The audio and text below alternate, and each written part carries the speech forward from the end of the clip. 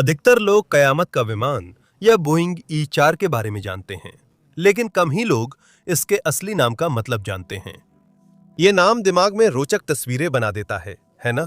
एक उड़ता किला, cold war का पैनिक रूम जिसमें पंख हैं, अमेरिकी नेताओं के लिए विशाल हवाई बंकर ताकि वे मशरूम क्लाउड्स के ऊपर रहें जब नीचे सभ्यता मर रही हो। और जहां ऐसी तस्वीरें पूरी तरह गलत नहीं हैं, वहीं वे पूरी तरह सही भी नहीं हैं।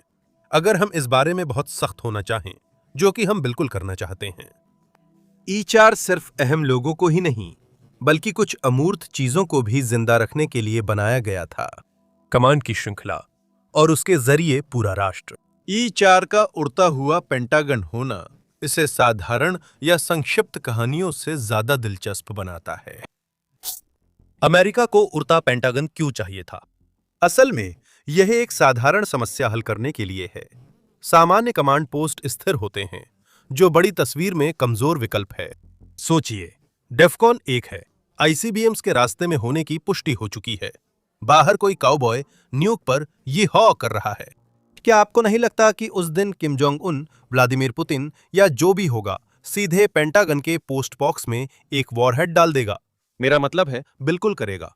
जैसे वो US strategic command, Offutt air force base, US northern command, Peterson space force base के पोस्ट बॉक्स को भी टारगेट करेगा, और इसी तरह आगे भी। इसलिए उड़ते पेंटागन की उपयोगिता स्पष्ट है। कमांडर इन चीफ और पूरी कमान कहीं भी हो सकते हैं, यहां तक कि हवा में हजारों मीटर ऊपर भी। तो खैर, उन्हें बाहर करना बहुत मुश्किल है। ये पूरी सोच कि शुरुआती हमले में कमांड को खत्म कर दिया जाए, शीत युद्ध के दौरान बहुत बड़ी बात थी। इसके लिए सिद्धांत में एक शब्द था, डिकैपिटेशन। दुश्मन का डिकैपिटेशन कर दो। तो तर्क ये था कि सिर्फ दुश्मन की लीडरशिप को खत्म करने का संतोष ही नहीं मिलता, बल्कि उनकी पूरी जवाबी कार्रवाई की क्षमता को भी अराजकता में डाल सकते हो। पनडुब्बी कमांडरों को शायद पता न हो कि कहां फायर करना है या फायर करना भी है या नहीं, और आईसीबीएम साइलो को यह भी पता न हो कि शुरुआती जवाबी हमले में उन्हें सचमुच फायर करना है या नहीं। बड़े अधिकारियों द्वारा लिए गए फैसले, जो इंसानी जिंदगी को अक्सर सिर्फ आंकड़ों की तरह देखते हैं, जैसे कि रिस्क के खेल में, अब ये फैसले व्यक्तिगत यूनिट कमांडरों पर आ जाते हैं, जो कहीं ज्यादा संभावना रखते हैं फायर करने से इनकार करने की। अगर कुछ लोग फायर करते हैं, तो कोई समन्वित जवाबी कार्रवाई नहीं होगी। टारगेट्स मनमर्जी या पुरानी लिस्ट से चुने जाएंगे, जो हालात के अनुसार नहीं होगी। अगर सब कुछ बर्बाद हो जाए तो क्या करना है, ये सील बंद लिफाफे में है। दूसरे शब्दों में, अगर दिमाग को खत्म कर दो, तो या तो शरीर उसके साथ ही मर जाता है या फिर बस अंधाधुंध प्रतिक्रिया देता है। हमें इसे केवल सैद्धांतिक नहीं रखना चाहिए। इस बात के लिए धन्यवाद कि अमेरिका ने सक्रिय रूप से नेतृत्व विनाश परिदृश्यों के लिए युद्ध अभ्यास किए। हम आपको ठीक ठीक बता सकते हैं कि ये कितने विनाशकारी हो सकते हैं, जिसका सबसे अच्छा उदाहरण है आईवी लीग 82। 1982 में चलाया गया। जैसा कि नाम से पता चलता है, इस अभ्यास का पूरा मकसद था, राष्ट्रपति मर चुके हैं, अब हम क्या करें। कमांड और कंट्रोल, यानी सैन्य बलों का प्रबंधन और दिशा निर्देशन, सरकार की निरंतरता और परमाणु युद्ध के हमले से पहले और हमले के दौरान निर्णय लेना, यही वे खास तौर पर देख रहे थे। और उन्होंने क्या पाया? जब सोवियत और वार्सा पैक्ट ने यूरोप पर पारंपरिक हमला किया, तो चौथे दिन ये युद्ध रणनीतिक परमाणु युद्ध में बदल गया, जिसमें राष्ट्रपति रोजर्स, जो रीगन के स्थान पर थे, मारे गए। ये दिखाता है कि नेतृत्व खत्म होने पर हालात कितने खराब हो सकते हैं। ऐसा नहीं था कि अमेरिकी व्यवस्था पूरी तरह से काम करना बंद कर देती, ऐसा नहीं हुआ, लेकिन यह बुरी तरह से जाम हो गई, और जो लोग शीर्ष पर जीवित बचे थे, वे भयानक हालात में सभ्यता को समाप्त करने वाले फैसले लेने की कोशिश कर रहे थे, क्योंकि हर तरफ से बहुत ज्यादा जानकारी आ रही थी, और उसे सही तरीके से समझने के लिए न तो पर्याप्त समय था, न संदर्भ, और न ही पर्याप्त वरिष्ठ नेतृत्व बचा था। कार्यवाहक उपराष्ट्रपति ने फिर भी जवाबी हमले का आदेश दिया, लेकिन यह भारी अनिश्चितता में हुआ। सिस्टम ने हालात की बिल्कुल सटीक, सब कुछ जानने वाली तस्वीर के बजाय पहले से तय किए गए विकल्पों और शांतिकाल की धारणाओं पर भरोसा किया। इसलिए अमेरिका को उड़ता पेंटागन चाहिए था, और आज भी राष्ट्रपति की सुरक्षा के लिए चाहिए, खासकर परमाणु हथियार चलने पर। कमांड श्रृंखला की सबसे अहम कड़ियों को सुरक्षित रखने के लिए, ताकि धरती की सबसे ताकतवर सैन्य मशीन बिना सोचे समझे काम न करने लगे। जिस दिन व्हाइट हाउस को आजादी मिलती है, E4 से पहले, क्योंकि E4 1974 में आया, तो इससे पहले अमेरिका क्या करता था? 1940 के दशक में कुछ नहीं था, क्योंकि सोवियत ने पहला परमाणु हथियार RDS 1 अगस्त 1949 में टेस्ट किया और फिर शस्त्रागार बनाना और समय लेता। 1950 के दशक में भी ज्यादा कुछ नहीं था, लेकिन कुछ पल थे जिन्होंने आगे के विकास की शुरुआत की। उदाहरण के लिए 1955 से 1956 के बॉम्बर गैप का डर का मामला, जिसमें गलत खुफिया जानकारी के कारण अमेरिका को यह विश्वास हो गया था कि मॉस्को के पास उसके बड़े आकर्षक नए रणनीतिक बॉम्बर्स, खासकर M4 और DU-95 जैसी चीजें असल में जितनी थीं उससे कहीं ज्यादा हैं। और फिर वो खास पल आया। 1959 में R7 को सेवा में लाया गया, जो दुनिया की पहली ICBM थी।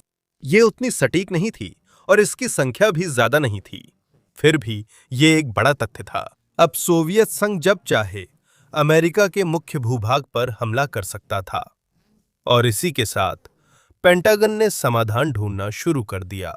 इनमें से कुछ उपाय जमीन पर आधारित थे, जैसे रक्षा सचिव रॉबर्ट मैकनमारा ने अक्टूबर 1962 में राष्ट्रीय सैन्य कमान प्रणाली बनाया, एक राष्ट्रीय कमान और नियंत्रण संरचना जो पेंटागन के राष्ट्रीय सैन्य कमान केंद्र, वैकल्पिक साइट्स, आपातकालीन हवाई पोस्ट और उनकी संचार लाइनों को जोड़ती थी। लेकिन उन्होंने हवा में भी साधन तैनात करने शुरू किए, जिसमें सबसे अहम ऑपरेशन लुकिंग ग्लास था।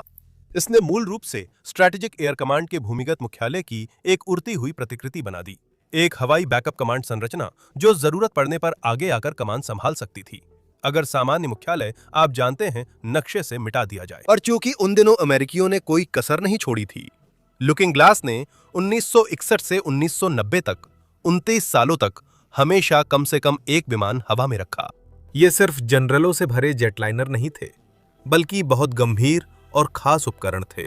शुरुआत में संशोधित KC 135 स्ट्रेटो टैंकरों पर अतिरिक्त रेडियो, एंटेना और कमांड पोस्ट उपकरण लगे थे। और फिर 1965 से EC 135 आए, जो KC 135 का एक सही तरीके से विकसित संस्करण था, जिसने वही भूमिका निभाई, लेकिन उसी उपकरण के बेहतर रूपांतरों के साथ। बाद में कुछ एयरफ्रेम्स में एयरबॉर्न लॉन्च कंट्रोल सिस्टम लगने से वे भूमिगत लॉन्च सेंटर नष्ट होने पर भी रेडियो से मिनटमैन मिसाइलों को लॉन्च कमांड भेज सकते थे। और असल में जब हम चीजों के रेट्रोफिट किए जाने की बात कर रहे हैं, तो चूंकि आप लोग शायद इस वीडियो में अब तक बने हुए प्लेन के शौकीन हैं, मेरा मतलब है सिर्फ 7 मिनट हुए हैं, लेकिन फिर भी आप शायद हैं। यह आपकी रुचि के मुख्य EC 135 वेरिएंट्स है। EC 135C आज की हमारी चर्चा में पहला सही मॉडल था, क्योंकि यह स्ट्रेटेजिक एयर कमांड के भूमिगत मुख्यालय का प्रतिबिंब था और ऑपरेशन लुकिंग ग्लास में बेड़े की रीढ़ बना रहा। EC 135N एक वाकई भद्दा वेरिएंट था। लीजिए, हो गया। उसके ट्यूमर जैसे अगले हिस्से में कई फैंसी रडार लगे थे। अच्छा वर्णन जॉर्ज, जिन्होंने आज का एपिसोड लिखा है। अपोलो रॉकेट्स और मिसाइलों को टेस्ट लॉन्च में ट्रैक करने के लिए कोई बुरा मतलब नहीं है। हम आपको चुनौती देते हैं कि आप कोई ऐसा फूला हुआ रडार लगे एयरफ्रेम बताएं जिसे देखकर उसकी बदसूरती से आपकी तबीयत न खराब हो। EC 135 A, जो उन शुरुआती इम्प्रोवाइज्ड KC 135 विमानों का सही नाम है जिनका हमने अभी जिक्र किया था। और आखिरकार हमें फिर से उसी विषय पर वापस लाने के लिए EC 135J, जो E4 का जनक था। ये वेरिएंट 1969 में राष्ट्रीय आपातकालीन हवाई कमांड पोस्ट को सौंपा गया था, जो राष्ट्रीय सैन्य कमांड प्रणाली का एयरबॉर्न हिस्सा था। व्यवहार में इसका मतलब था एक अलर्ट विमान जिसमें चालक दल और सहायक कर्मी हमेशा तैयार रहते थे, और एक कमांड पोस्ट जहां राष्ट्रपति, रक्षा सचिव व सैन्य स्टाफ विमान उड़ने के बाद भी आदेश दे सकते थे। इसका उद्देश्य लुकिंग ग्लास और रणनीतिक वायु कमान विशेष मिशन की जगह लेना नहीं, बल्कि उसके साथ साथ रहना था, जिसमें नागरिक और सैन्य नेतृत्व सवार रहते थे, जिसके पास वास्तव में यह कानूनी अधिकार था कि देश पलटवार करेगा या नहीं। हाँ, पलटवार करेगा या नहीं, और आगे क्या होगा। और सचमुच 1974 में E4 सेवा में आया और उसी भूमिका को संभाल लिया जिसे वह आज तक निभा रहा है। तो अब चलिए इसके बारे में विशेष रूप से बात करते हैं। जंबो जेट्स क्यों? ठीक है, चलिए सबसे पहले इस बात से शुरू करते हैं कि उन्होंने एक काफी बड़े एयरफ्रेम को क्यों अपनाया, क्योंकि अगर आप नहीं समझ पाए तो इसमें काफी बड़ा अंतर है। EC 135 J की लंबाई 41.5 मीटर है और विंग स्पैन लगभग 40 मीटर है, जबकि E4 की लंबाई 70.5 मीटर और विंग स्पैन लगभग 60 मीटर है। जब भी मैं E4 सुनता हूं, माफ कीजिए, मुझे बचपन का वो टीवी चैनल याद आ जाता है जो बिग ब्रदर जैसी घटिया चीजें दिखाता था। उसका नाम भी E4 था। ये बिल्कुल अलग चीज है। इसके बढ़ने के पीछे भी एक आसान वजह है, क्योंकि EC-135 एक छोटे से एयरफ्रेम बोइंग 36,780 प्रोटोटाइप से निकले डिजाइन की कई पीढ़ियों बाद का रूप था। 707 नहीं, जैसा कि कुछ लोग कहते हैं। और E4, खैर, वो तो साफ तौर पर 747 पर आधारित है। तो हाँ, मतलब इसमें कोई शक नहीं, ये बड़ा है। यही वो विमान है जिसके लिए जंबो जेट शब्द असल में बनाया गया था, इतना विशाल कि ये है। लेकिन इससे हमें यह पता नहीं चलता कि उन्होंने बड़ा क्यों बनाया, सिर्फ ये पता चलता है कि उन्होंने कैसे बनाया। अच्छी बात यह है कि वजह भी ज्यादा जटिल नहीं है। मिशन बड़ा हो गया था, इसलिए विमान का ढांचा भी उसे समायोजित करने के लिए बड़ा हो गया।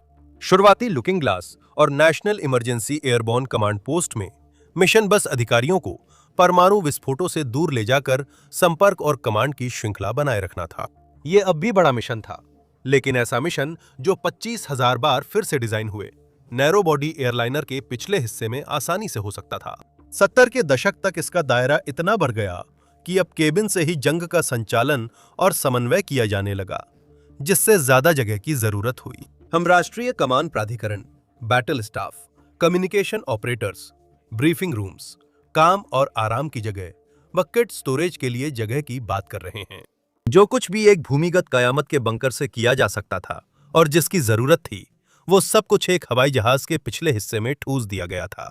और ये सब कुछ अच्छी तरह से भी करना था। अगर प्रतिक्रियाएं सुस्त हों और कमांड सिर्फ इसलिए बेकार हो जाएं क्योंकि कर्मचारी गलियारों में दौड़ते हुए एक दूसरे से टकराते रहें, तो इस डूम्सडे प्लेन का कोई मतलब नहीं था। और फिर बिजली की समस्या भी थी। कमांड कंट्रोल उपकरण, रेडियो, सुरक्षित voice system, satellite communication, terminal, display, processor आदि के कारण इन सबको बहुत ज्यादा बिजली चाहिए थी, जिसका मतलब है और ज्यादा जनरेटर, ज्यादा कूलिंग, ज्यादा वायरिंग, ज्यादा बैकअप और एक बार फिर ज्यादा जगह। असल में उन्होंने 747 को बेस एयरफ्रेम के तौर पर इसलिए चुना क्योंकि उन्हें मजबूरी में ऐसा करना पड़ा। क्या सच में ऐसा था? क्योंकि 1970 के शुरुआती वर्षों में 747 अकेला चौड़ी बॉडी वाला अमेरिकी विमान नहीं था। वो जनवरी 1970 में सबसे पहले एयरलाइन सेवा में आई थी। लेकिन वहां मैकडॉनल्ड डगलस DC-10 भी था, जिसने 1971 में अपनी शुरुआत की थी और इंसान के हाथों से बनी अब तक की सबसे खूबसूरत चीज लॉकहीड L-111 ट्राई स्टार, जो 1972 में आई थी। तो हाँ, उनमें से कोई क्यों नहीं, क्योंकि असल में एयरफोर्स ने पहले ही तय कर लिया था कि EC-135 बस काफी नहीं है, चाहे वो जितने भी बड़े क्यों ना हों। पूरा मकसद था कुछ बहुत बड़ा बनाना, जितना बड़ा हकीकत में बनाया जा सके। और पेंटागन की अपनी 1974 की वार्षिक रक्षा विभाग की रिपोर्ट में भी ये बात साफ साफ कही गई थी, और भी कई बातों के साथ। जैसा पहले भी बताया गया है, सबसे जरूरी है एक ऐसा हवाई कमांड पोस्ट जिसमें अधिक क्षमता, बेहतर जीवित रहने की क्षमता और लंबे समय तक काम करने की योग्यता हो। इस उद्देश्य के लिए वर्तमान में इस्तेमाल किए जा रहे EC-135 विमान पर्याप्त नहीं है, क्योंकि उनमें स्वचालित डेटा प्रोसेसिंग की सुविधा नहीं है, उचित संचार व्यवस्था नहीं है, वे परमाणु प्रभावों की पूरी श्रृंखला के खिलाफ सुरक्षित नहीं है, स्टाफ के लिए पर्याप्त जगह नहीं है और उनमें आगे विस्तार की कोई क्षमता नहीं है। उद्धरण समाप्त। तो हाँ, सच में यह बहुत ज्यादा जैसी कोई बात नहीं थी, इसलिए सबसे बड़ा विजेता बना 747, बस इतना ही। और वास्तव में 1973 के जनरल अकाउंटिंग ऑफिस की समीक्षा के सौजन्य से हमें यह देखने को मिलता है कि 747 आधारित प्लेटफॉर्म पर जाने से कितना ज्यादा फायदा मिलता। फ्लोर स्पेस के 3,500 वर्ग फीट तक बढ़ने की उम्मीद थी, जबकि EC-135 में यह सिर्फ 880 वर्ग फीट था। फ्लाइट टाइम एंड्योरेंस अब 16 घंटे से ज्यादा होने की उम्मीद है, पहले ये 12 घंटे थी। और पेलोड EC-135 के 40,000 पाउंड से बढ़कर 85,000 पाउंड से भी ज्यादा कर दिया गया था। अब कमांड और कंट्रोल गियर के भारी मात्रा में होने की सामान्य कल्पना से आगे बढ़कर असल में E4 के अंदर क्या हो रहा है, इसे कैसे डिजाइन किया गया है, इसमें क्या क्या है, यह कैसे काम करता है, हैरानी नहीं है, क्योंकि हमने पहले ही सोचा था कि चर्चा बस इतनी होगी कि ये गोपनीय है या कुछ और। असल में वह काफी सारी जानकारी उपलब्ध है। जानकारी आसानी से नहीं मिलती क्योंकि ये आमतौर पर लंबे दस्तावेजों, तकनीकी आदेशों और एयर क्रू ट्रेनिंग मैनुअल्स में छुपी होती है। और भाई, ये हमें कितनी दिलचस्प बातें बताते हैं। शुरुआत के लिए, जैसा कि तकनीकी आदेश, जो अभी स्क्रीन पर दिखा, इसे कहता है एक E4B केबिन व्यवस्था। और इससे पता चलता है कि विमान का ज्यादातर हिस्सा एक बड़े कमांड चैम्बर, एक उड़ता हुआ doctor strange love war room जैसा काम और एक ऑफिस जैसा ज्यादा है, जो लंबे और विभाजित वर्क फ्लो के लिए अनुकूलित है। यह साफ साफ लिखा है, उद्धृत, फ्लाइट डेक, अपर deck rest area, MCA area, NCA, राष्ट्रीय कमान प्राधिकरण, forward entry area, conference room, briefing room, battle staff area. तो आप समझ सकते हैं कि हमारा क्या मतलब है। यह एक ऑफिस है, पंखों वाला, खंडों में बटा संकट प्रबंधन स्वीट। फिर तकनीकी आदेश बदलता है और याद दिलाता है कि यह सिर्फ एक ऑफिस नहीं है, यह एक युद्ध मशीन है जो एक संचार नियंत्रण क्षेत्र, तकनीकी नियंत्रण विश्राम क्षेत्र, उड़ान एवियोनिक्स क्षेत्र, आगे का निचला उपकरण क्षेत्र, पीछे का निचला उपकरण क्षेत्र और अंत में एक निचला ट्रेलिंग वायर एंटीना क्षेत्र का वर्णन कर रही है। एवियोनिक्स का मतलब विमान की इलेक्ट्रॉनिक प्रणालियां हैं, जैसे बॉक्स और वायरिंग, जो विमान को चलाने, दिशा निर्धारण करने और बाहरी दुनिया से संपर्क करने में मदद करती हैं। इन सबका एक महत्वपूर्ण हिस्सा, शायद हैरानी की बात नहीं है, यात्रियों को जीवित रखने के लिए समर्पित है, और वो भी ऐसे तरीकों से जिनकी आप शायद उम्मीद नहीं करेंगे। मान लीजिए दुनिया में परमाणु तबाही हो गई, तो आप बाहर की दूषित हवा अंदर नहीं लाना चाहेंगे, है ना? तो इसके बजाय उन्होंने 475 लीटर क्षमता वाले ऑक्सीजन कन्वर्टर लगाए, एक ऐसा उपकरण जो ऑक्सीजन को तरल रूप में संग्रहित करता है, जहां यह अधिक सघन होती है और इस तरह एक निश्चित जगह में अधिक मात्रा में रखी जा सकती है, और फिर आवश्यकता पड़ने पर उसे सांस लेने योग्य गैस में बदल देता है। इसी वजह से इसका नाम ऐसा है। और हमने गणना की कि हमें लगा ये कितने समय तक चलेगा, क्योंकि हमारे किसी भी स्रोत ने हमें यह बताना जरूरी नहीं समझा, और हमारा अनुमान है 300 लीटर तरल ऑक्सीजन 2,58,000 लीटर शुद्ध ऑक्सीजन में बदल जाएगी, या लगभग 12.3 लाख लीटर केबिन हवा में, अगर सामान्य 21% ऑक्सीजन मिश्रण बनाए रखा जाए। ये 100 लोगों को 7 दिन या 10 लोगों को 72 दिन सांस लेने के लिए काफी है। हालांकि इसे पूरी तरह सही न माने, क्योंकि ये काफी हद तक अनुमानित और तुरंत निकाला गया आंकड़ा है, लेकिन इससे बात तो साबित होती है। E4 को इस तरह से डिजाइन किया गया है कि जब वह जिन भयानक परिस्थितियों के लिए इसे बनाया गया था काम कर रहा हो, तो उसे पूरी तरह सील किया जा सके। उन्होंने ये भी ध्यान रखा है कि काम खत्म होने के बाद रेडिएशन वाले माहौल में लैंडिंग पर लोग जल्दी बाहर निकल सकें। तकनीकी आदेश में एयरक्राफ्ट एस्केप रूट्स डायग्राम है, जिसमें हर बड़ा कंपार्टमेंट, दरवाजा, लाइफ राफ्ट और इमरजेंसी रास्ते दिखाए गए हैं। हम इसके कुछ तकनीकी स्पेसिफिकेशंस बताने वाले थे, लेकिन आज की स्क्रिप्ट के तीसरे ड्राफ्ट में महसूस हुआ कि इसे लिखना बिना शॉर्ट फॉर्म्स और लगातार स्पष्टीकरण के संभव नहीं था, और इन्हें पढ़ने वाले जॉर्ज ने इसकी बहुत सराहना की। तो चलिए इसे आसान रखते हैं। E4 एक सामान्य 747 है, खास तौर पर 747-200, जिसमें वो सब कुछ है जो आप एक बेस डिजाइन में सोच सकते हैं। इसके बाद इसमें दुनिया के श्रेष्ठ कम्युनिकेशन और कमान और नियंत्रण उपकरण जोड़े गए, और फिटिंग के लिए बाकी ढांचे में कुछ छोटे-मोटे बदलाव किए गए। इसी सिलसिले में तो शायद अब एक अतिरिक्त लेकिन बहुत महत्वपूर्ण तथ्य जोड़ने का सबसे अच्छा समय है, और वो ये कि हमारे इस चैप्टर में दिए गए एक कोट ने इशारा किया था कि दरअसल E4 के 2 अलग-अलग प्रकार हैं। E4A हैरानी की बात है, पहला वाला था, कौन सोच सकता था। प्रारंभिक प्रोडक्शन स्टैंडर्ड 1973-1974 में बना, जिसमें 3 यूनिट्स थीं और जिसने बेसिक फ्लाइंग कमांड पोस्ट की अवधारणा दी। दूसरा, जैसा कुछ लोग जानते होंगे, जरा ठहरिए, E4B था जो दूसरे नंबर पर आया। 1980 में सेवा शुरू होने के बाद इनमें सिर्फ एक पूरी तरह नया है जो उसी साल बना था। बाकी मिलाकर आज कुल 4 विमान हैं, जिनमें बाकी पुराने A मॉडल थे, जिन्हें नए स्टैंडर्ड में अपग्रेड किया गया था। इन रूपांतरणों में आखिरी पर काम 1985 में पूरा हुआ। टेक्नोलॉजी के लिए अकल्पनीय परिस्थितियों से बचने के लिए इसे बनाया गया था। हमें अब एक अध्याय और के लिए सर्वाइवल की सोच पर टिके रहना चाहिए, क्योंकि दरअसल यहाँ एक अहम बात है जिसे अलग से समझना जरूरी है।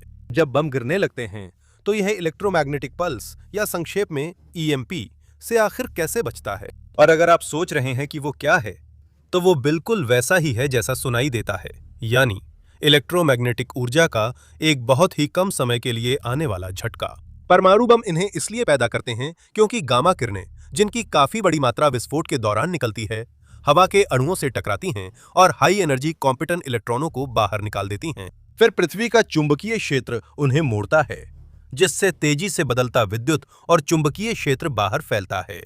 और इलेक्ट्रॉनिक्स को वो क्षेत्र सच में बिल्कुल भी रास नहीं आता, क्योंकि कोई भी तार, केबल, सर्किट, ट्रेस, एंटीना या यहां तक कि एयर फ्रेम में लंबी मिसाइल रन भी एक तरह के अस्थायी रिसीवर की तरह काम कर सकती है, जो पल्स का हिस्सा पकड़ लेती है और उसे अचानक वोल्टेज और करंट स्पाइक्स में बदल देती है।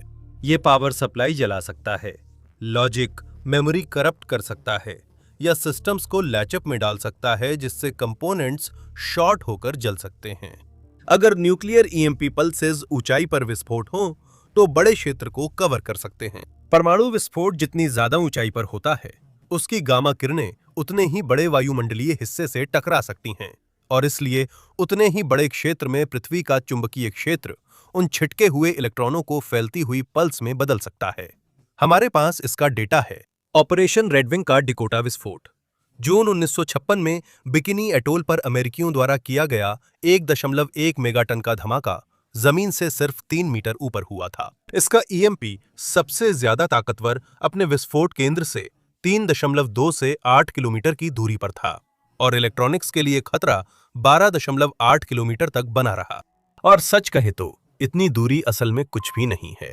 ऑपरेशन फिशबोल के स्टारफिश प्राइम परीक्षण में जुलाई 1962 में 1.4 मेगाटन वारहेड को 400 किलोमीटर ऊंचाई पर विस्फोटित किया गया था और इसने हवाई में स्ट्रीट लाइटिंग बंद कर दी और बर्गलर अलार्म बजा दिए, जो कि 1500 किलोमीटर दूर था।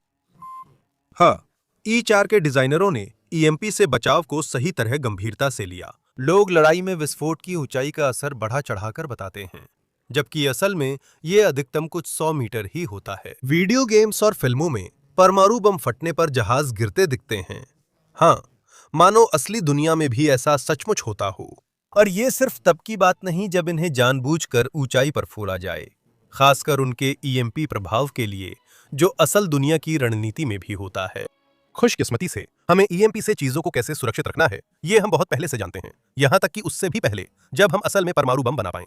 असल में इसके बुनियादी सिद्धांत भी काफी पहले समझ लिए गए थे। 1830 के दशक में जब एक सज्जन, जिनका नाम आपने सुना होगा, माइकल फैराडे, ने ये दिखाया था, एक प्रवाहकीय घेरा बाहरी विद्युत प्रभावों को अंदर आने से रोक सकता है, यानी प्रभाव बाहर ही रहता है, अंदर नहीं आता। जहां खास तौर पर परमाणु ईएमपी से सुरक्षा की बात है, उन्होंने 1960 के दशक में पुराने सिद्धांतों को अपनाकर और आगे बढ़ाकर इस पर काम शुरू किया और जरूरी सिस्टम्स अंदर रखे गए। धातु की शील्डिंग, फिर हर केबल, एंटीना, दरवाजे, खिड़की और पावर कनेक्शन को फिल्टर और सील करना, जिससे पल्स अंदर ना आ सके, और इसी तरह बाकी सब कुछ। ई4 पर यह कैसे लागू होता है, इसकी कई बातें अभी गोपनीय हैं, लेकिन कुछ डीक्लासिफाइड जानकारी मिल जाती है। जैसे नवंबर 1980 की रिपोर्ट, जिसमें ई4B को प्रूफ ऑफ प्रिंसिपल सिस्टम से गुजारने की सिफारिश थी। एयरफोर्स के विशाल ट्रेसल ईएमपी सिमुलेटर पर परीक्षण हुए और सुझाव दिया गया कि विमान की ट्रेलिंग वायर एंटीना के परीक्षण के लिए विशेष पल्सर लगाया जाए। हमें इसमें इस्तेमाल तकनीकों और तरीकों की कम जानकारी मिलती है, लेकिन इससे हमें यह जरूर पता चलता है कि वे सिर्फ इस बात की चिंता नहीं कर रहे थे कि विमान सामान्य रूप से कहें तो ईएमपी प्रूफ है या नहीं। वे इसके डिजाइन के हिस्सों को लेकर चिंतित थे कि कहीं वे पल्स के भीतर घुसने के अनदेखे रास्ते ना बन जाएं। हमारे पास बस इतनी ही जानकारी है। सच में ईएमपी सुरक्षा के सामान्य सिद्धांतों और अभी-अभी देखे गए छोटे-छोटे अंशों के अलावा बस इतना ही है। दरअसल 1980 की एक रिपोर्ट के इन पन्नों को देखिए, वे वाकई में ज्यादा जानकारी नहीं देते। चलिए अब अपना ध्यान एक और मुद्दे की ओर लगाते हैं। इसका असल में इस्तेमाल कैसे होता है। यह नेशनल एयरबोर्न ऑपरेशन सेंटर है, जिसे उड़ता पेंटागन भी कहते हैं, और खास तौर पर परमाणु युद्ध के लिए बनाया गया था। लेकिन अभी तक हमारे पास कोई परमाणु युद्ध नहीं हुआ है ना? और भगवान करे हमेशा ऐसा ही बना रहे। संभावना कम ही है, और 1990 में लुकिंग ग्लास के अंत के साथ वे अब हमेशा एक को आसमान में रखने वाली बात भी नहीं करते, सिर्फ एहतियात के तौर पर। नहीं, शीत युद्ध नहीं तो फिजूल खर्ची भी नहीं, ऐसी ही है ये तर्क। तो फिर क्या ई4 बस कहीं किसी धूल भरे हैंगर में पड़े रहे हैं, प्रतीक्षारत, जैसे कि वे जजमेंट डे के आने का इंतजार करते हुए हाथ पर हाथ धरे बैठे हों? खैर, हां, अगर ईमानदारी से कहे तो आंशिक रूप से वे ऐसे ही पड़े रहे हैं, लेकिन तब से अब तक मिशन का दायरा भी काफी हद तक बढ़ गया है। अब यह वास्तव में एक व्यापक, कहीं भी काम करने वाला संचार केंद्र बन गया है, जो बहुत महत्वपूर्ण मामलों के लिए है, जिसमें परमाणु आदान प्रदान भी शामिल है, लेकिन केवल उसी तक सीमित नहीं है। यह एक ऐसा तरीका है जिससे अमेरिकी राज्य को चलाया जा सके, अगर किसी भी कारण से सामान्य संचार और कमांड के साधन विफल हो जाएं। और इसका सबसे अच्छा उदाहरण ई4 की भूमिका है उस दिन, जिसने पूरी दुनिया को हिला दिया था, यानी 9/11। उस दिन की शुरुआत ई4 के लिए काफी सामान्य तरीके से हुई थी, जिसमें एक पहले से ही एंड्रियोज एयरफोर्स बेस पर जमीन पर था, जो पूर्व राष्ट्रीय सुरक्षा सलाहकार ब्रेंट स्कोक्रॉफ्ट को ग्लोबल गार्जियन के डीब्रीफ के लिए लेने आया था, जो एक बड़ा परमाणु कमान और नियंत्रण अभ्यास था। 8:46 पर फ्लाइट 11-1 वर्ल्ड ट्रेड सेंटर से टकराई। शुरुआत में क्रू भ्रमित था। उन्होंने रेडियो पर सुना कि एक विमान टावर से टकराया, लेकिन क्या ये ग्लोबल गार्जियन का कोई अजीब हिस्सा था या सच में कुछ हो रहा था? कुछ समय तक वे वाकई अनिश्चित थे, लेकिन यह जल्दी स्पष्ट हो गया और वे तुरंत उड़ान भरने की तैयारी में जुट गए। जमीन पर लंबा इंतजार करने के बाद उन्होंने तुरंत प्रस्थान की अनुमति मांगी और मिल गई।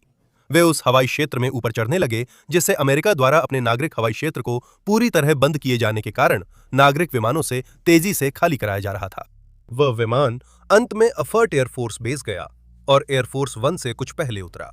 जॉर्ज बुश के वहां आने जाने के बाद भी विमान को नहीं हटाया या छुपाया गया, नहीं, उसे फिर से ईंधन भरकर तुरंत भेजा गया और एक क्रू के अनुसार उसे 20 घंटे की सर्वाइवल ऑर्बिट में उड़ाया गया, ताकि हालात बिगड़ने पर वह उतरकर बड़े अधिकारियों को साथ ले सके। उस दिन आसमान में सिर्फ वही ई4 नहीं थी, बल्कि एक और ई4 भी थी, जो अलग कॉल साइन के साथ उड़ रही थी। वीनस 77 को एंड्रयूज से कंटिन्यूटी रिस्पॉन्स के तहत वॉशिंगटन के ऊपर लॉन्च किया गया, क्योंकि आशंका थी कि हमले और बड़े हो सकते हैं। अब हम जानते हैं कि ऐसा नहीं था, लेकिन उस दिन यही चिंता थी। क्या और विमान आने वाले थे? क्या उनके पीछे कुछ और था? उन्हें पता नहीं था। इसलिए ई4 को तैयार रखा गया था। जब सब शांत हो गया और आगे हमला नहीं होना था, तो उन्हें वापस बुला लिया गया। लेकिन आप समझ रहे होंगे, यह परमाणु घटना नहीं थी। फिर भी वहां ई4 था, सरकार की निरंतरता बनाए रखने वाला एक हवाई केंद्र, जिसे आसमान में इसलिए भेजा गया था क्योंकि अमेरिका को लग रहा था जैसे सच में अंत आ गया हो। सिर्फ आतंकवाद ही उन्हें आसमान में नहीं ले जाता, वे प्राकृतिक आपदाओं के दौरान भी आसमान में नजर आते हैं, खासकर फीमा के समर्थन में, जहां वे राहत कार्यों के लिए महत्वपूर्ण संचार और कमांड और कंट्रोल की सुविधा प्रदान करते हैं।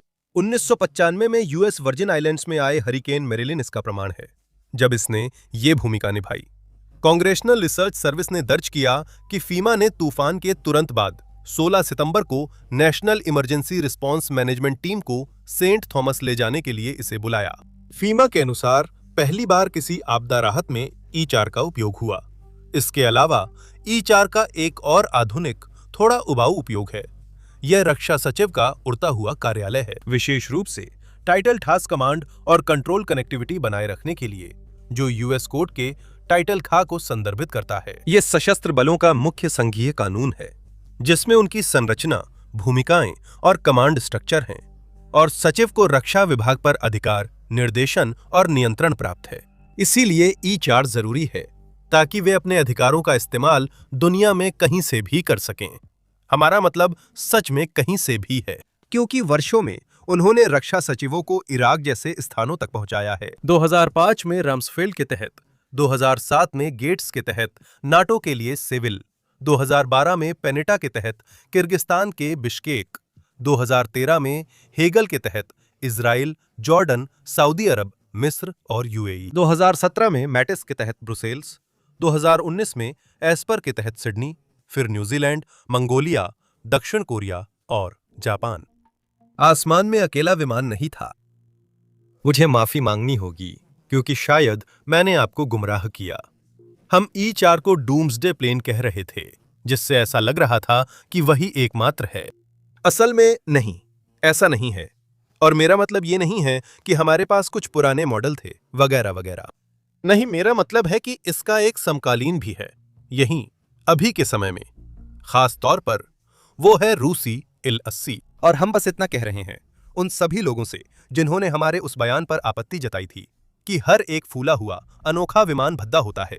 मेरा मतलब है, इसकी हालत को ही देख लो। IL-86 एयरलाइनर पर आधारित ये प्रोटोटाइप के रूप में सोवियत दौर में उड़ा था, लेकिन संक्रमण की पूरी अव्यवस्था के कारण ये वास्तव में 1992 तक सेवा में नहीं आया, जिसमें 4 विमानों को बदला गया था और ये सभी पूर्व एरोफ्लॉट इंडस्ट्री से थे। तकनीकी रूप से IL-80 बिल्कुल उसी सख्त तर्क का पालन करता है जैसा E4 करता है। बचना है, जुड़े रहना है, और जब जमीन तबाह हो जाए तो शून्य में आदेश चिल्लाते रहना है। हमें खास तौर पर इसके अंदर क्या है इसके बारे में ज्यादा जानकारी नहीं है, लेकिन रूसी लोग मोटे तौर पर इसकी मुख्य बातों को लेकर काफी स्पष्ट हैं। इसमें एक ऑनबोर्ड कम्युनिकेशन और कंट्रोल कॉम्प्लेक्स होने की बात है, और टैस रिपोर्ट के अनुसार MPP पायलट को मुख्य डेवलपर बताया गया है। अगर आप सोच रहे हैं कि वे कौन हैं, तो MPP पायलट रूस के प्रमुख एयरबॉर्न मिलिट्री कम्युनिकेशन उपकरण विशेषज्ञों में से एक है, जो 1964 में बने पुराने सोवियत राज्य उद्यम का बचा हुआ अवशेष है। इसके अलावा रोस्टेक, एक बड़ी सरकारी सैन्य और विनिर्माण कंपनी, बेड़े को बेहतर बना रही है। 2020 की टिप्पणियों में कहा गया था कि इन विमानों को नई संचार प्रणालियां मिल रही हैं ताकि परमाणु और पारंपरिक बलों पर नियंत्रण की विश्वसनीयता बढ़ सके। और स्पष्ट रूप से यह काम चल रहा है, अगर पूरा नहीं भी हुआ हो, क्योंकि अगर आप हाल ही की कुछ तस्वीरें देखें जो उपलब्ध हैं, तो आप देख सकते हैं कि पीछे की ओर एक पूरी नई ट्रेलिंग वायर प्रणाली लगी हुई है। राय या नोवोस्ती के अनुसार इसका कुछ लेना देना पनडुब्बियों से है। हालांकि हो सकता है कि ये सब काम वास्तव में सिर्फ एक अंतरिम उपाय हो, क्योंकि माना जा रहा है कि एक बिल्कुल नया विकल्प तैयार किया जा रहा है। हम केवल यह निश्चित रूप से जानते हैं, और रूसी मीडिया ने भी पुष्टि की है, कि यह Il-96 पर आधारित होगा। अगर कुछ और नहीं है तब भी ये समझ आता है, क्योंकि यह नया, लंबी दूरी वाला और अभी उत्पादन में चल रहा एयरफ्रेम है। यह सुविधाजनक है, क्योंकि IL-86 का उत्पादन 1991 से बंद है, तो इसकी मुख्य टूलिंग की हालत भगवान ही जानता है, अगर वह अब भी है। जहां तक हम देख सकते हैं, बस इतना ही है। IL-80 ही एकमात्र सच्चा E4 डूम्सडे प्लेन के बराबर विमान है जो फिलहाल आसमान में है। और ये अजीब है, क्योंकि अगर आप सुने कि चीन क्या कहता है, तो आपको भी लग सकता है कि उनके पास भी ऐसा एक विमान है। 2019 में पीपल्स रिपब्लिक परेड की 70वीं वर्षगांठ के लेख में KJ-500H को इसी रूप में संदर्भित किया गया है। Airborne early warning and command special mission aircraft KJ-200H को एक ऐसे विमान के रूप में बताया गया है जो एयर कमांड पोस्ट की तरह काम कर सकता है। लेकिन इन्हें देखिए तो सही, ये काफी छोटे हैं, कम दूरी वाले हैं, टर्बो प्रॉप इंजन वाले हैं, और ऐसा बिल्कुल नहीं लगता कि ये उस डूम्सडे विमान के मापदंडों पर खरे उतरते हैं जिसके बारे में हम सब अच्छी तरह जानते हैं, है ना? सच कहूं तो ऐसे एयरफ्रेम्स को उस तरह से इस्तेमाल करना मुश्किल है, चाहे इन्हें पूरी तरह से फिर से डिजाइन किया जाए। चीनी भाषा पढ़ पाने के कारण हम इसकी तह तक पहुंचे। ये सिर्फ भाषा में गड़बड़ी का मामला है, क्योंकि हाँ, भले ही इसका अनुवाद कमांड हब के रूप में हो सकता है और अनुवादक इसे एक हवाई कमांड पोस्ट के रूप में पेश कर सकते हैं, लेकिन पूरे संदर्भ में इनका यही मतलब नहीं है। पीपल्स लिबरेशन आर्मी एयरफोर्स आमतौर पर हवाई प्रारंभिक चेतावनी विमान को इन्हीं शब्दों में संदर्भित करती है, जो ज्यादा समझ में आता है ना? तो हाँ, जब तक हमने कुछ बहुत बड़ा मिस नहीं कर दिया है, और जब आप इसे देख रहे होंगे तब तक हमें शर्मिंदगी का सामना करना पड़े, तब तक यही सही है।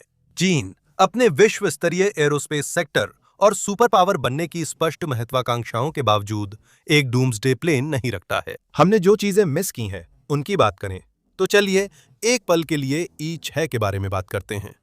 इसमें कोई शक नहीं कि आप में से कुछ लोग ये कह रहे होंगे कि ये डूम्सडे प्लेन नहीं है, और आप सभी के लिए संक्षेप में, नहीं, ऐसा नहीं है।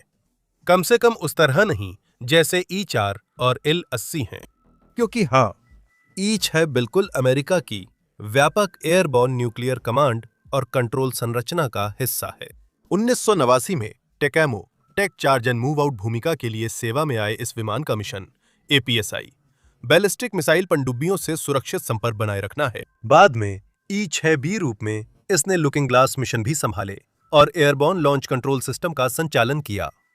तो क्या ये सब डम्सडे प्लेन के करीब है? हाँ, बिल्कुल, बहुत हद तक। क्या ये E-4 और IL-80 की भूमिका से मेल खाता है? और व्यापक रूप से देखें तो नहीं। ये राष्ट्रपति, रक्षा सचिव, संयुक्त चीफ्स और राज्य मशीनरी के लिए E-4 जैसा व्यापक उड़ता हुआ राष्ट्रीय कमांड सेंटर नहीं है और इसलिए ये गिनती में नहीं आता। भविष्य। ठीक है, तो अब हम आज के आखिरी मुद्दे पर पहुंचते हैं। आगे क्या आता है? सारी शीत युद्ध की रहस्यमयता और इसे अपग्रेड करने और प्रासंगिक बनाए रखने के लिए की गई सारी कोशिशों के बावजूद दुर्भाग्यपूर्ण सच्चाई यह है कि सबसे पुराने E-4 यानी 3 शुरुआती E-4A, जिन्हें बाद में E-4B में बदला गया था, अब 50 साल से भी ज्यादा पुराने हो चुके हैं। और आप जितनी भी आधुनिकीकरण और जीवन विस्तार की कोशिशें कर लें, एक समय के बाद सच्चाई आपके सामने आ ही जाती है। कुछ मुख्य अंतर्निहित सिस्टम जिन्हें अपग्रेड नहीं किया जा सकता, अब समस्या बनते जा रहे हैं। यहां तक कि सिर्फ एयर फ्रेम्स ही ले लीजिए, वे सिर्फ उतने ही प्रेशराइजेशन डिप्रेशराइजेशन चक्र झेल सकते हैं। इसके बाद एल्यूमीनियम थकने लगता है और वे उड़ान के लिए खतरनाक हो जाते हैं। अजीब बात है कि दुनिया के रक्षा बजट का 1/3 खर्च करने वाला देश सेकेंड हैंड चीजें खरीदकर हल निकाल रहा है। सच में, खास तौर पर उन्होंने एयरफ्रेम के HL7630 से HL7636 तक के विमान खरीदे हैं। ये सभी 747 मॉडल हैं, जो पहले कोरियन एयर के पास थे और मई 2024 में करीब $675 मिलियन की डील में खरीदे गए हैं।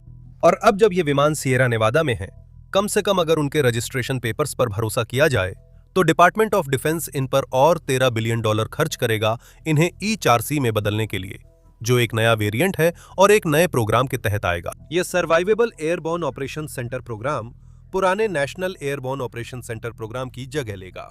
हमारे पास यह जानकारी नहीं है कि इन्हें कैसे बनाया जाएगा या इनमें कौन से सिस्टम होंगे। हमने कोशिश की, लेकिन सत्ता में बैठे लोग बार बार कहते हैं कि ये तुम्हारा काम नहीं है।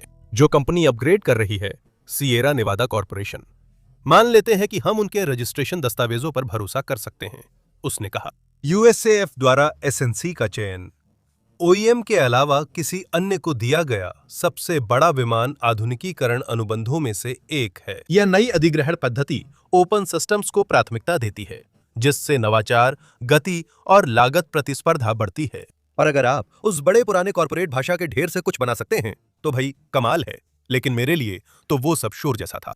इसी तरह हम यह भी जानते हैं कि रोल्स रॉयस और L3 हैरिस को भी साझेदार के रूप में शामिल किया गया है। पहला, रोल्स रॉयस पावर और प्रपल्शन सॉल्यूशंस देगा, जबकि दूसरा L3 हैरिस कम्युनिकेशन सपोर्ट के लिए है, जिसमें नवीनतम मजबूत कम्युनिकेशन, एयर, ग्राउंड और स्पेस कम्युनिकेशन व ओपन सिस्टम टेक्नोलॉजी शामिल है।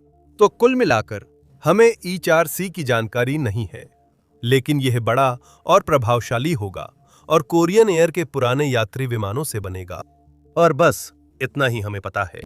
हमें यह भी स्पष्ट करना है कि ये सेकेंड हैंड एयरफ्रेम्स हैं, क्योंकि हाँ, ये सही है जैसा कि आपने देखा है, लेकिन इतना कहना ठीक नहीं, क्योंकि ये डिपार्टमेंट ऑफ डिफेंस द्वारा शॉर्टकट या पैसे बचाने जैसा मामला नहीं था।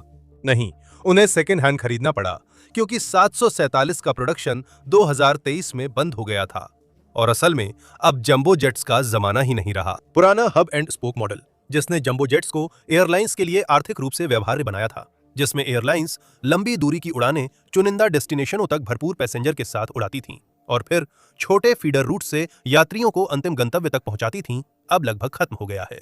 नई पीढ़ी के छोटे किफायती वाइड बॉडी विमान जैसे 787 एयरबस A350 अब सीधे एक जगह से दूसरी जगह उड़ सकते हैं और इन्हीं ने इसे खत्म कर दिया है। और अगर एयरबस की बात करें तो A380 का उत्पादन भी 2021 में बंद हो गया। हाँ, जैसा कहा, अगर डिपार्टमेंट ऑफ डिफेंस को E-4C एयरलाइनर आधारित बनाना था, तो उसे सेकेंड हैंड खरीदना पड़ा, जब तक वे एक बिल्कुल नया EC-135 नहीं चाहते थे, जो एक ऐसा एयरफ्रेम था जो मूल रूप से national emergency airborne command post की भूमिका के लिए उपयुक्त नहीं था। तो अब हम कहाँ खड़े हैं? खैर, इससे हमें उम्मीद है कि E-4 असल में क्या है, इसकी एक बहुत स्पष्ट तस्वीर मिलती है, क्योंकि जैसा कि हमने देखा है, ये सिर्फ एक दिखावा नहीं है, ना ही कोई गलत सोच वाला घमंड भरा प्रोजेक्ट है, और ना ही ये शीत युद्ध के समय की कोई जरूरत से ज्यादा महत्वाकांक्षी इंजीनियरिंग की सनक है।